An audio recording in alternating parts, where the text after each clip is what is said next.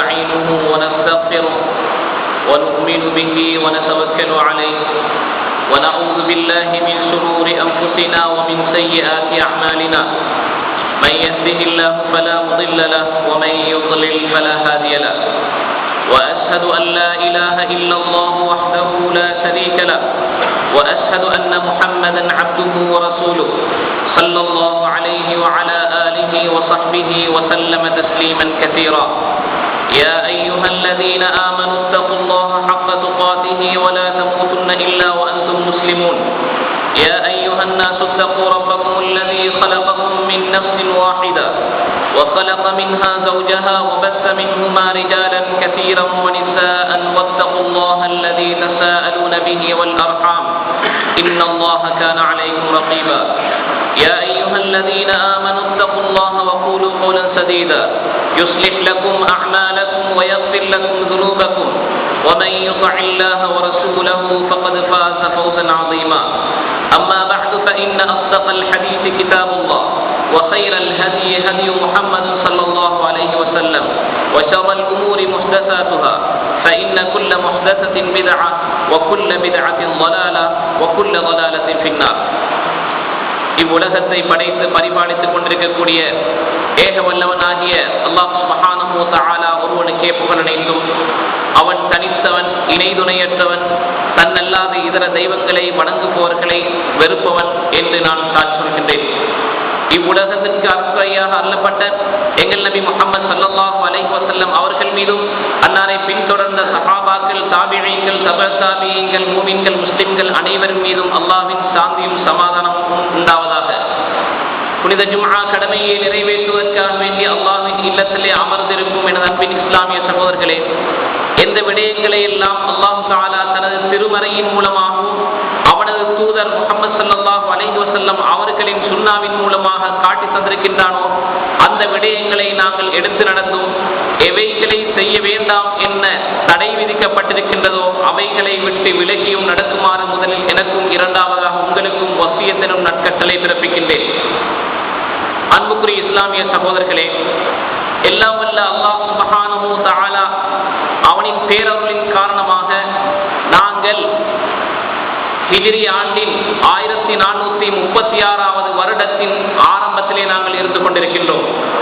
இந்த மாதத்துடைய சிறப்புகளை பற்றி அல்லது அதிலே செய்ய வேண்டிய வணக்கங்களை பற்றி, அதிலே பிடிக்க வேண்டிய நோன்புகளை பற்றி எல்லாம் நாங்கள் சென்ற வார குத்துபாக்களிலே கேட்டிருக்கின்றோம். அந்த வகையிலே நாங்கள் உலகத்திலே வாழ்கின்ற மனித சமூகத்தை நாங்கள் எடுத்து பார்க்கும் பொழுது ஏராளமான கலாச்சாரங்களையும் ஏராளமான மரபு ரீதியான முறைகளையும் அவர்கள் கொண்டிருக்கின்றார்கள் என்பதை வரலாறிலே நாங்கள் காணுகின்றோம். இவ்வாறு மனிதன் தனது மாதங்களை, தனது நாட்களை கணித்துக் கொள்வதற்காக வேண்டி பல முறைகளை கையாண்டார்கள். அவ்வாறு பல வருடங்களை எப்படி கையாள வேண்டும், எப்படி வகுத்து கொள்ள வேண்டும் என்றெல்லாம் பல முறைகள் இஸ்லாத்துக்கு முற்பட்ட காலத்திலிருந்து அவர்களுடைய வாழ்நாளிலே பாவித்துக் கொண்டு வந்திருக்கின்றார்கள். என்றாலும் கூட நபி ஸல்லல்லாஹு அலைஹி வஸல்லம் அவர்களுடைய காலத்திற்கு முன்னால், அவர்களுடைய காலத்திலே அல் குர்ஆன் இறக்கப்பட்டதிலிருந்து மாதங்களுடைய தொகை 12 தான் என்பதை அல்லாஹ் தஆலா அல் குர்ஆனிலே கூறுகின்றார். எனவே நாங்கள் இருக்கக்கூடிய இந்த மாதங்கள் எல்லாம் அல்லாஹ்விடத்திலே 12 மாதங்கள் ஏற்கனவே அடையாளப்படுத்தப்பட்டிருக்கின்றன. அப்படி இருந்தும் கூட அந்த வருட கணக்கீடு என்ன என்பதும் அந்த வருடத்தின் முதல் மாதம் என்ன என்பதையும் பற்றியும் ஆரம்பத்திலே அங்கு கணிப்பிடப்படவில்லை. இதன் காரணமாகத்தான் நபி ஸல்லல்லாஹு அலைஹி வஸல்லம் அவர்களுடைய காலத்திலே மாதங்கள் சென்றன. இதுபோன்று கலீஃபா அபூபக்கர் ரலியல்லாஹு அன்ஹு அவர்களுடைய காலத்திலும் அவர்கள் ஏதோ 12 மாதங்களாக கணக்கெடுத்தார்கள். அதே நேரத்திலே முதல் மாதம் எது ஹிஜ்ரி ஆண்டு பற்றி அவர்கள் சிந்திக்கவில்லை. ஆனால் உமர் ரலியல்லாஹு அன்ஹு அவர்களுடைய காலம், அவர்கள் ஆட்சிக்கு வரும் பொழுது இஸ்லாமிய சாம்ராஜ்யத்தின் விரிவு, இஸ்லாமிய எல்லைகள் விரிவுபட பல நாடுகள் அங்கே கைப்பற்றப்பட்டதற்கு பின்னால் உமர் ரலியல்லாஹு அன்ஹு அவர்கள் அபூ மூஸல் அஷ்அரி ரலியல்லாஹு அன்ஹு அவர்களை தூர இடத்துக்கு அவர்கள் கவர்னராக நியமிக்கின்றார்கள். மாகாணங்களாக, மாவட்டங்களாக பிரிக்கப்பட்ட அங்கு இஸ்லாமிய நாடுகளிலே அந்த அபூ மூஸல் அஷ்அரி அவர்கள் பல கடிதங்களை அனுப்புகின்றார்கள். நகர அங்க தேவைகளை உணர்ந்து அப்படியான அங்க சீர்திருத்தங்களை எப்படி செய்ய வேண்டும் என்ற விடயத்திலே கடிதங்களை அனுப்புகின்றார்கள். இப்பொழுது அபூ மூஸா அல்-அஷ்அரி ரலியல்லாஹு அன்ஹு அவர்கள் இந்த கடிதங்களை திருப்பி அனுப்பிவிட்டு, இந்த கடிதத்திலே நீங்கள் திகதியிட்டால் நன்றாக இருக்குமே, நீங்கள் மாதங்களையும் அதற்குரிய திகதியையும் நீங்கள் இட்டால் அது மக்களுக்கு பிரயோஜனமாக இருக்கும், எனது நிர்வாக வேலைகளுக்கும் இது எப்பொழுது வந்த கடிதம் என்பதை அறிந்து கொள்ள முடியும் என்பதாக ஒரு ஆலோசனையை முன்வைக்கின்றார்கள். இப்பொழுது உமர் ரலியல்லாஹு அன்ஹு அவர்கள் இப்பொழுது இந்த நாட்களை எப்படி குறிக்க வேண்டும், எந்த மாதம் என்று குறிப்பிட வேண்டும் என்ற சிந்தனை கலீஃபா உமர் ரலியல்லாஹு அன்ஹு அவர்களுக்கு ஏற்படுகின்றது.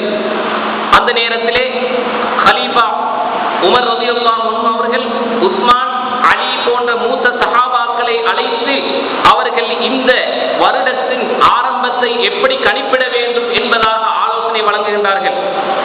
இஸ்லாமிய வரலாற்றிலே நுபுவத்தினும் நபித்துவம் கிடைத்தது. அதே நேரத்திலே நபி ஸல்லல்லாஹு அலைஹி வஸல்லம் அவர்கள் பிறப்பும் நிகழ்ந்தது. பத்ர் யுத்தம், உஹது யுத்தம், மக்கா வெற்றி, ஹுதைபியா உடன்படிக்கை, இப்படியாக ஏராளமான வரலாறுகள் இஸ்லாமிய வரலாற்றிலே நடைபெற்றிருக்கின்றன. அதே நேரத்திலே மிக முக்கியமாக ஒரு அற்புதமான ஒரு நிகழ்ச்சி இஸ்ரா மிஅராஜ் என்ற தொழுகை கடமையாக்கப்பட்ட அந்த வரலாறும் கூட இஸ்லாமிய வரலாற்றிலே அங்கே பதியப்பட்டிருக்கின்றன. அப்படி இருக்க அப்படியான வரலாறுகளை எல்லாம் வைத்துவிட்டு ஏன் இந்த ஹிஜ்ரத் என்ற அந்த தினத்தை இஸ்லாமிய புது வருடத்தில் அதை வைத்து கணக்கு பார்க்க வேண்டும் என்ற விடயம் அங்கு சஹாபாக்களுக்கு மத்தியிலே பேசப்படுகின்றது. அப்பொழுதுதான் கலீஃபா உமர் ரலியல்லாஹு அன்ஹு அவர்களிடத்திலே வைக்கப்பட்ட ஆலோசனைகளில் ஒரு சஹாபி கூறுகின்றார், ஆம், நாங்கள் ஹிஜ்ரத் என்ற அந்த தினத்தை தான், அந்த தினத்திலிருந்து நாங்கள் எங்களுடைய வருட கணிப்பீடை நாங்கள் பார்க்க வேண்டும் என்று சொன்னவுடன் கலீஃபா உமர் ரலியல்லாஹு அன்ஹு அவர்கள் அந்த இடத்திலே அப்படியே நின்று கொண்டார்கள். அடுத்தவர்கள் சொன்ன ஆலோசனைகளை விட இந்த ஆலோசனை மிக பொருத்தமாக இருக்கின்றது. ஏனென்றால் ஏற்கனவே பல கோத்திரங்களாக, பல இனத்தவர்களாக பிரிவுபட்டு வாழ்ந்து கொண்டிருந்த அந்த சமூகத்தை ஒரு இஸ்லாமிய உன்னத சமூகமாக மாற்றியது. அங்கே ஹக்குக்கும் பாத்திலுக்கும் இடையிலே ஒரு வேற்றுமையை காட்டி மதீனாவிலே அங்கே ஏற்பட்ட அந்த புரட்சி, அந்த இஸ்லாமிய உம்மத், அந்த இஸ்லாமிய சமூகம் எப்படி வாழ்ந்தது என்ற ஒரு வாழ்க்கை முறையை கற்றுக்கொண்ட தினம்தான் அந்த ஹிஜ்ரத் ஏற்படுத்திய தாக்கம் என்பதை உமர் ரலியல்லாஹு அன்ஹு அவர்கள் விளங்கிக் கொண்டார்கள். இதன் காரணமாக என்ன செய்கின்றார்கள், இந்த ஹிஜ்ரி ஆண்டுடைய முதலாவது மாதம் முஹர்ரம் என்பதாக கலீஃபா உமர் ரலியல்லாஹு அன்ஹு அவர்களுடைய ஆட்சி காலத்திலே அங்கே பிரகடனப்படுத்தப்படுகின்றது. அன்புக்குரிய இஸ்லாமிய சகோதரர்களே, இந்த ஏற்கனவே நான் கூறிய இந்த இஸ்ரா மிஅராஜ் எனும் அந்த சம்பவத்தையும் இந்த ஹிஜ்ரத்தையும் நாங்கள் சற்று ஒப்பிட்டு பார்க்கும் பொழுது ஒரு அற்புதமான ஒரு சம்பவம். இஸ்ரா எனும் மிஅராஜ் எனும் தொழுகை கடமையாக்கப்பட்ட நபி ஸல்லல்லாஹு அலைஹி வஸல்லம் அவர்கள் சென்ற அந்த புராக் என்ற வாகனத்திலே சென்ற அந்த அற்புதமான ஒரு நிகழ்வு நடந்தது. அதற்கு மறுபக்கத்திலே மிகவும் கஷ்டமான நிலையிலே மக்காவிலே மிகவும் துன்பங்களை சகித்துக் கொண்டு ஏராளமான ஏற்பாடுகளை எல்லாம் செய்துவிட்டு இந்த ஹிஜ்ரத் என்னும் அந்த வரலாற்றையும் இஸ்லாம் கூறுகின்றது என்றால் ஒரு வரலாற்றை அற்புதமாக நடத்தி காட்டிவிட்டு அடுத்த வரலாற்றை மிகவும் கஷ்டத்துடனும் மிகவும் துன்பத்துடனும் அங்கே ஏற்றுக்கொள்ளப்பட வேண்டிய ஒரு நிர்பந்த நிலைக்கு நபி ஸல்லல்லாஹு அலைஹி வஸல்லம் அவர்கள் தள்ளப்படுகின்றார்கள். அன்புக்குரிய இஸ்லாமிய சகோதரர்களே, இந்த ஹிஜ்ரத்துடைய வரலாறை நாங்கள் பார்ப்பதற்கு முன்னால், இந்த ஹிஜ்ரத் தரும் படிப்பினைகளை நாங்கள் அறிவதற்கு முன்னால், இஸ்லாமிய வரலாற்று இப்பொழுது நாங்கள் வாழ்ந்து கொண்டிருக்கின்ற முஸ்லிம் சமூகமாக நாங்கள் வாழ்ந்து கொண்டிருக்கின்றோம் என்றால் அதற்கு முற்பட்டு நாங்கள் 3 கால பிரிவினர்களாக நாங்கள் இருந்திருக்கின்றோம். இஸ்லாமியர்களாக வாழக்கூடிய ஒவ்வொருவரும் ஆரம்பத்திலே ஜாஹிலியா என்ற காலத்திலே இருந்தவர்கள். அதற்கு பின்னால் நபி ஸல்லல்லாஹு அலைஹி வஸல்லம் அவர்கள் மக்காவிலே 13 வருடங்கள் அவர்களை அகீதாவின் பக்கம், இஸ்லாமிய அடிப்படையின் பக்கம் மக்களை அழைத்தார்கள். இறுதியாக மதீனாவுடைய வாழ்க்கை. இப்படி வரலாற்றாசிரியர்கள் இந்த காலங்களை பிரிக்கும் பொழுது 3 வகையாக நோக்கின்றார்கள். இந்த காலத்திலே ஐயாமுல் ஜாஹிலியா என்று மடமைக்குரிய காலம் என்ற வார்த்தை இஸ்லாம் எப்பொழுது அறிமுகப்படுத்தப்படுகின்றதோ அப்பொழுதுதான் இப்படியான ஒரு பெயர் ஐயாமுல் ஜாஹிலியா, மடமைக்குரிய காலம் என்பதாக அந்த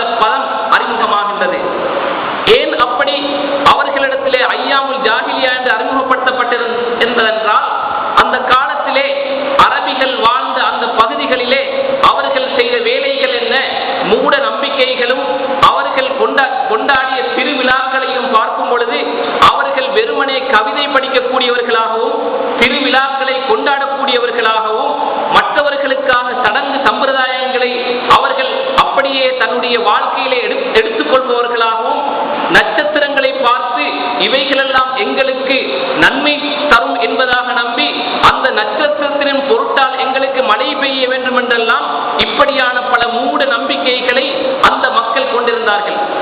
வெளி உலகத்திலே எந்த தொடர்பும் இல்லை. நாடோடிகளாக அந்த இருந்த மக்கள் நாகரிகம் என்ற வார்த்தையே தெரியாதவர்களாக அந்த ஜாஹிலியா மக்கள் வாழ்ந்து கொண்டிருக்கும் அதே காலப்பிரிவிலே உலகிலே மறுபக்கம் ரோமர்களுடைய, கிரேக்கர்களுடைய, பாரசீகத்துடைய அங்க வரலாறு படைத்த அந்த புத்தகங்கள் எல்லாம் எழுதப்பட்டு அறிவியலிலே, கல்வியிலே முன்னேற்றம் படைத்த ஒரு சமூகம் அந்த காலத்திலே வாழ்ந்து கொண்டிருப்பதை வரலாறு குறிப்பிடுகின்றது. அப்படி இருந்தும் கூட அந்த கிரேக்கர்கள், ரோமர்கள் எல்லாம் உலகத்திலே மறுபக்கத்திலே எழுச்சியிலே வாழ்ந்து கொண்டிருந்த கட்டத்திலே இந்த அரேபியாவிலே ஜாஹிலியா காலம் என்று அறிமுகப்படுத்த அந்த காலத்திலே கதை சொல்வதும் அல்லது மந்திரிப்பதும் அல்லது வைத்தியம் செய்வதும் அல்லது நட்சத்திரங்களை பார்த்து குறிபார்ப்பதும் இப்படியான முறைகளிலேதான் அந்த ஜாஹிலியா காலம் இருந்தது. அந்த மக்கள் அப்படித்தான் இருந்தார்கள். அப்படியான ஒரு காலகட்டத்திலே இருந்துதான் இஸ்லாம் அறிமுகமாகின்றது. நபி ஸல்லல்லாஹு அலைஹி வஸல்லம் அவர்களுடைய அந்த தூதுத்துவம், அந்த நுபுவத் அங்கே கிடைக்கின்றது. அப்படி கிடைக்கின்ற காலத்திலே எப்படியெல்லாம் அந்த ஜாஹிலியா மக்களுடைய நம்பிக்கைகள் ஆழமாக இருந்ததோ அந்த அளவு நபி ஸல்லல்லாஹு அலைஹி வஸல்லம் அவர்களுக்கு இந்த நம்பிக்கைகளை களைய வேண்டிய தேவைக்கு அவர்கள் சுமார் 13 வருடங்கள் அந்த காலத்தை செலவழித்தார்கள். அந்த அளவுக்கு அவர்களுடைய நம்பிக்கைகள் புறையோடி இருக்கின்றன. அவர்கள் அந்த நம்பிக்கையிலே ஆழ்ந்தவர்களாக இருந்தார்கள். அவர்கள் அதிலே விடாக்குடியாக கடுமையாக இருந்தார்கள் என்பது காரணமாக 13 வருடங்கள் இந்த நம்பிக்கைகளை களைய வேண்டும் என்ற நோக்கிலே நபி ஸல்லல்லாஹு அலைஹி வஸல்லம் அவர்கள் இந்த மக்கா வாழ்க்கையை ஆரம்பிக்கின்றார்கள். அகீதாவை மட்டும் மாத்திரம், இஸ்லாமிய அடிப்படையை மாத்திரம், ஷிர்க் என்பதை விட்டுவிட வேண்டும், சிலை வணக்கத்திலிருந்து அங்கே விடுபட வேண்டும், ஓவியங்கள் வரைந்தார்கள். இவைகளை அவர்கள் பொழுதுபோக்காக மாத்திரமல்லாமல் அந்த ஓவியங்களை சிலை வணக்கத்துக்கு துணையாக அவர்கள் பாவித்துக் கொண்டிருந்தார்கள். இந்த காலத்திலேதான் நபி ஸல்லல்லாஹு அலைஹி வஸல்லம் அவர்கள் இஸ்லாத்தை அறிமுகப்படுத்துகின்றார்கள். எப்படியெல்லாம் இஸ்லாத்துக்கு முற்பட்ட காலத்திலே அமீன் என்று, நீங்கள் தான் நம்பிக்கைக்குரியவர், நீங்கள் தான் சாதி, உண்மை பேசக்கூடியவர்கள் என்றெல்லாம் எந்த மக்கள் புகழ்ந்தார்களோ அதே மக்களுடைய வாயிலிருந்து வந்தது என்ன? சாஹிருன் கஸாப், இவர் ஒரு சூனியக்காரன், இவர் ஒரு பொய்காரன், மஜ்னூன், இவர் ஒரு பைத்தியக்காரன் என்பதாக இந்த வார்த்தைகள் அவர்களிடத்திலே வந்தது. அது மாத்திரமல்லாமல் நாங்கள் எப்பொழுதுமே சகித்துக் கொள்ள முடியாத அளவுக்கு தன்னுடைய குடும்பத்திலிருந்து அவர்களுக்கு சோதனைகள் ஏற்பட்டன. ஒரு குடும்பத்திலே ஒவ்வொரு முஸ்லிமாகவும் ஒருவர் காபிராகவும் இருக்கக்கூடிய காட்சி அங்கே இருந்தது. விரல் வெட்டி எண்ணக்கூடிய சில தொகையினரை இஸ்லாத்தை ஏற்றுக்கொண்டார்கள். அவர்களை தவிர மற்றவர்கள் எல்லாம் நபி ஸல்லல்லாஹு அலைஹி வஸல்லம் அவர்களை எதிர்க்கக்கூடியவராக இருந்தார்கள். இப்படி எதிர்த்துக் கொண்டிருக்கின்ற காலகட்டத்திலேதான் நபி ஸல்லல்லாஹு அலைஹி வஸல்லம் அவர்கள் தன்னுடைய தஅவாவை சொல்லுவதற்காக வேண்டி ஒரு பொருத்தமான ஒரு இடத்தை தெரிவு செய்ய வேண்டும், அந்த இடத்திலே மக்கள் எனக்கு ஆதரவளிக்க வேண்டும் என்பதாக அப்படி தேடிக்கொண்டிருக்கும் பொழுதுதான் ஹபஷாவுக்கு, அபிசீனியாவுக்கு ஹிஜ்ரத் போக வேண்டும் என்ற சிந்தனை அங்கே முன்வைக்கப்படுகின்றது. அப்பொழுது நபி ஸல்லல்லாஹு அலைஹி வஸல்லம் அவர்கள் அந்த இடத்திலே சில சஹாபாக்களை அனுப்பிவிட்டு என்ன செய்கின்றார்கள்? அதுவும் பொருத்தமான ஒரு இடமாக இந்த தஅவாவை சொல்லுவதற்காக வேண்டி, இந்த ஏகத்துவத்தை சொல்லுவதற்காக வேண்டி பொருத்தமான ஒரு இடம் காணவில்லை என்பதற்காக என்ன செய்கின்றார்கள்? சில சஹாபாக்களுடைய அங்கே ஆலோசனைப்படி தாயிஃபுக்கு அங்கே ஹிஜ்ரத்தை மேற்கொள்கின்றார்கள்.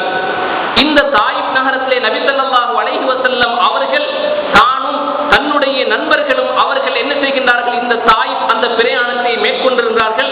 என்றாலும் நபி ஸல்லல்லாஹு அலைஹி வஸல்லம் அவர்கள் நினைத்தது போன்று அவர்களுக்கு அந்த தாயிஃப் நகரம் அவர்களுக்கு இடம் கொடுக்கவில்லை. அந்த தாயிஃப் மக்கள் அந்த நபியுடன் மிகவும் மிருதுவாக நடந்து கொள்ளவில்லை. அதற்கு மாற்றமாக அவர்களை கொடுமைப்படுத்தினார்கள். அவர்களுடைய செருப்பு இரண்டும் இரத்தத்தால் வடியக்கூடிய அளவுக்கு அவர்களை தாக்கினார்கள். இப்படியாக ஏராளமான சோதனைகளுக்கு உட்பட்ட பொழுது அப்பொழுது ஸைத் இப்னு ஹாரிஸா ரலியல்லாஹு அன்ஹு அவர்களும் கூட இருக்கின்றார்கள். நபி அவர்கள் ஒரு இடத்திலே அமர்ந்து கொண்டிருக்கும் பொழுது ஸைத் இப்னு ஹாரிஸா அவர்கள் ஆறுதல் சொல்லி இருக்கும் பொழுது அங்கே மலைக்கு பொறுப்பான அந்த மலக்கு என்ன செய்கின்றார்? வந்துவிட்டு நபியிடத்திலே கேட்கின்றார்கள், நபியே, அல்லாஹ்வின் தூதரே, இந்த மக்கள்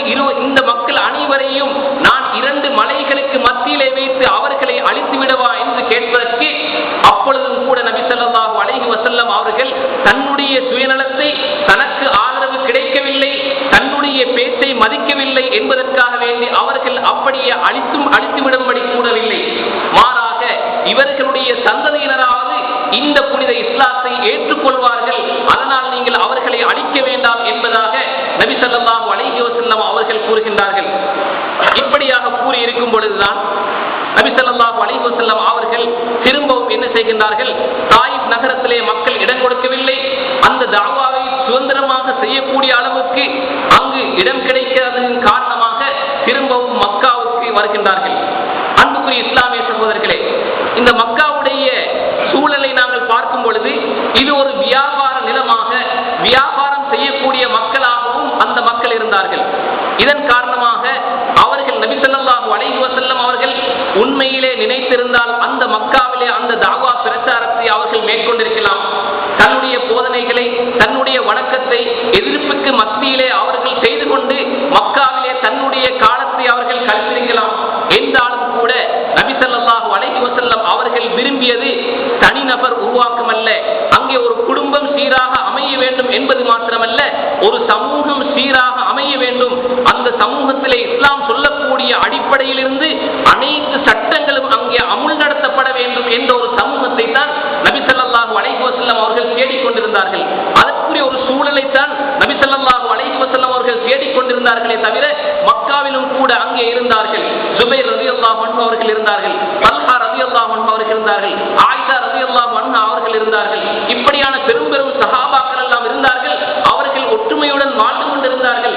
அதே நேரத்திலே நபியுடைய குடும்பத்திலே ஒருவர் காபிராகவும் ஒருவர் முஸ்லிமாகவும் இப்படியாக அவர்கள் சமாளித்து அந்த மக்கா நகரிலே வாழ்ந்து கொண்டிருந்தார்கள்.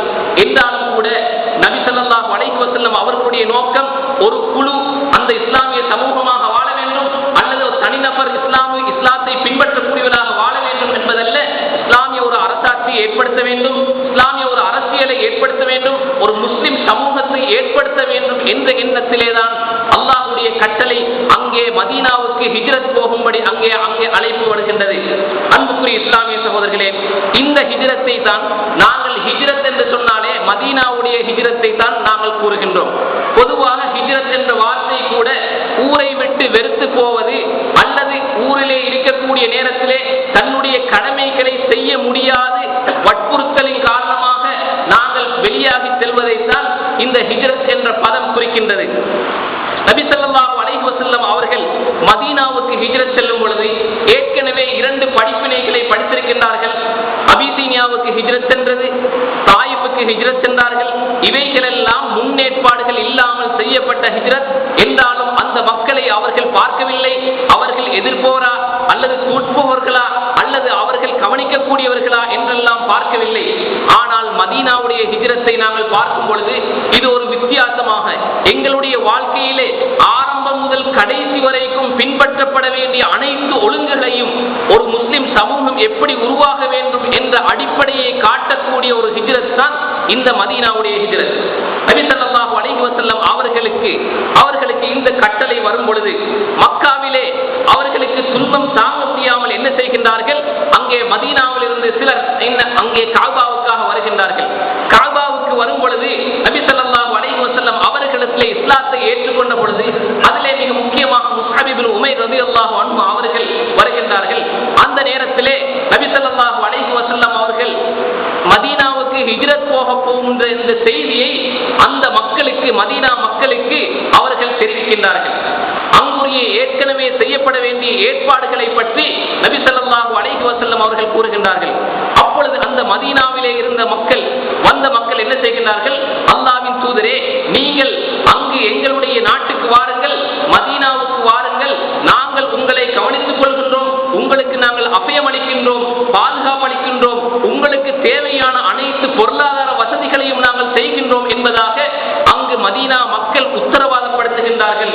இப்பொழுதுதான் நபி ஸல்லல்லாஹு அலைஹி வஸல்லம் அவர்கள் இந்த ஹிஜ்ரத்தை பொறுத்தவரையிலே ஏராளமான கஷ்டங்களை அனுபவித்த ஒரு ஹிஜ்ரத்தாகவே இந்த ஹிஜ்ரத் இருக்கின்றது. அன்புக்குரிய இஸ்லாமிய சகோதரர்களே, இஸ்லாத்தை நடைமுறைப்படுத்த சூழல் இல்லாத நேரத்திலே கோத்திரத்துக்கும் குலத்துக்கும் முன்னுரிமை கொடுத்த அந்த மக்கா வாசிகள் என்ன செய்கின்றார்கள்? ஒரு புதிய ஒரு சூழலுக்கு அங்கே மாற்றப்படுகின்றார்கள். காலநிலை மாற்றம், பல சஹாபாக்களுக்கு சுகையினம். இதே நேரத்திலே மக்காவிலே வாழ்ந்தவர்கள் வியாபாரிகளாக இருந்தார்கள், மதீனாவிலே பார்க்கும் பொழுது விவசாயம் செய்யக்கூடிய நிலமாக இருந்தார்கள். அங்கே விவசாயிகளாக இருந்தார்கள். வியாபாரிகள் வைத்து விவசாயிகளிடத்திலே எப்படி தொழில் செய்வது, அதற்குரிய மூலதனம் எங்கிருந்து கிடைக்கப் போகின்றது, தான் தங்குவதற்காக வேண்டி எந்த இடம் எங்களுக்கு கிடைக்கப் போகின்றது, இப்படியெல்லாம் இந்த சிந்தனையிலே அவர்கள் ஆழ்ந்து கொண்டிருக்கும் பொழுதுதான் இந்த மதீனாவுடைய ஹிஜ்ரத் நடைபெறுகின்றது. அன்புக்குரிய இஸ்லாமிய சகோதரர்களே, நபி ஸல்லல்லாஹு அலைஹி வஸல்லம் அவர்கள் அபூபக்கர் ரலியல்லாஹு அன்ஹு அவர்களிடத்திலே வீட்டை மீது தட்டுகின்றார்கள். அல்லாஹ்வுடைய ஏவல் வந்திருப்பதை, இந்த ஹிஜ்ரத்துடைய செய்தியை சொல்லும் பொழுது அபூபக்கர் ரலியல்லாஹு அன்ஹு அவர்கள் சொல்லுகின்றார்கள், அஸ்ஸுஹ்பத யா ரசூலல்லாஹ்.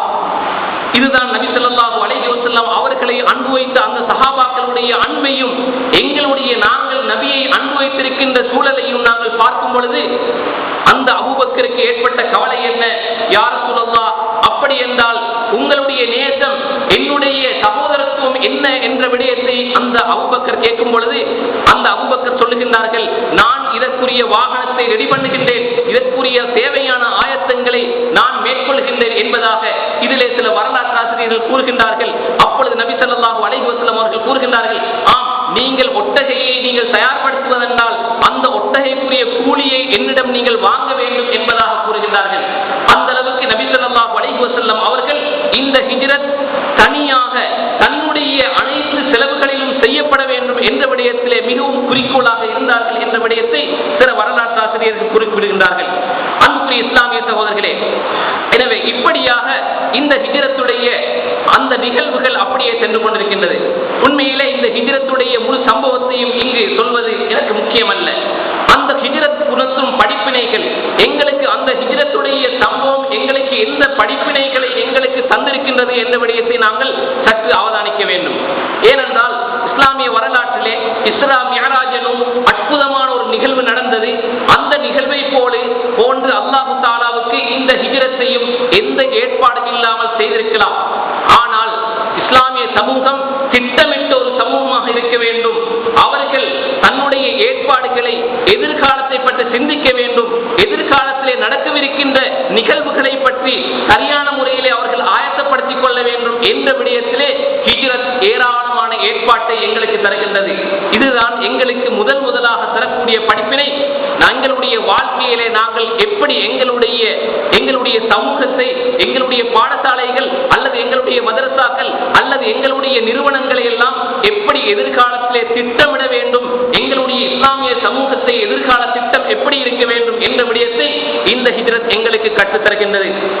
அன்புக்குரிய இஸ்லாமிய சகோதரர்களே, ஹிஜ்ரத் போவதற்கு முன்னால் நபி ஸல்லல்லாஹு அலைஹி வஸல்லம் அவர்கள் பாதையை தெரிவு செய்கின்றார்கள்.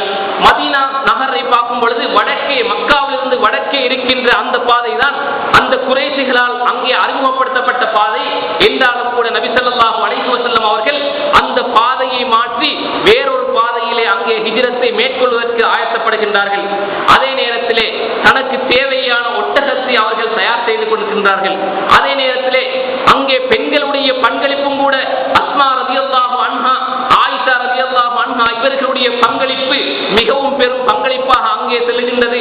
அவர்களுக்கு தேவையான உணவுகளை அங்கே சமைத்து கொடுக்கின்றார்கள். அவர்களுக்கு பால் அருந்த தேவைப்படும் பொழுது அதற்கான அங்கே ஏற்பாடுகளும் அங்கே நிகழ்த்தப்படுகின்றது, செய்யப்படுகின்றது. என்றால் எப்படியான ஏற்பாடுகளை இந்த மதீனா ஹிஜ்ரத் எங்களுக்கு கற்றுத்தருகின்றது என்ற விடயத்தை நாங்கள் சிந்திக்க வேண்டும். அன்புக்குரிய இஸ்லாமிய சகோதரர்களே, இதையெல்லாம் கடந்து இந்த மதீனாவுக்கு செய்ய வேண்டிய புவியியல் ரீதியாக இந்த விடயத்தை, இந்த பாதையை